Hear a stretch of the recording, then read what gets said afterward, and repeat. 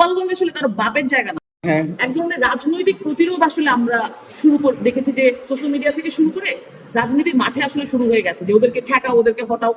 এই যে আমরা সবসময় বলি যে মানে লাখো শহীদের রক্তে কিনা দেশটা কারো বাপেরই না, আমরা সবাই যেতে পারি।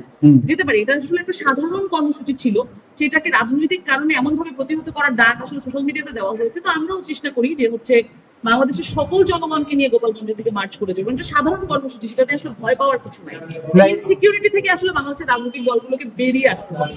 আপনারা জানেন আমরা সফলভাবে বগুড়ায় পদযাত্রা সম্পন্ন করেছি, তার মানে অন্যান্য রাজনৈতিক দলগুলো আমাদেরকে সাহায্য করছে। আওয়ামী লীগের যদি কোনো অসুবিধা থাকে, সেটা কি নিয়ে আছে সেটা আমরা সকলেই জানি। তারা অন্যায় করে দেশটা ছেড়ে পালিয়েছে এবং সোশ্যাল মিডিয়াতে বসে যে হুঙ্কার দিচ্ছে, সেইটা আসলে ধারণা থাকতে চাচ্ছি না বিধায়ী আমরা মার্চ টু গোপালগঞ্জ আসলে বলেছি। কিন্তু সেখানে একটা শান্তিপূর্ণ কর্মসূচি করার আশা আসলে আমরা রাখি, যদিও সকাল থেকে আমরা জেনেছি ছাত্রলীগের নেতা কর্মীরা ওখানটা পুলিশের গাড়ি পুড়িয়েছে।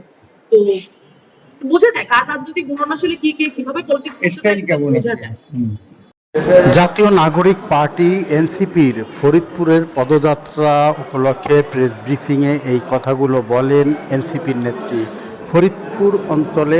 ফরিদপুর জেলা জাতীয় নাগরিক পার্টি এনসিপির প্রধান সমন্বয়ক সৈয়দ নীলিমা দৌলা তিনি ফরিদপুর প্রেস ক্লাবের সাংবাদিক সম্মেলন চলাকালে বক্তব্য দানকালে এই বক্তব্যগুলো রাখেন। তিনি বলেন যে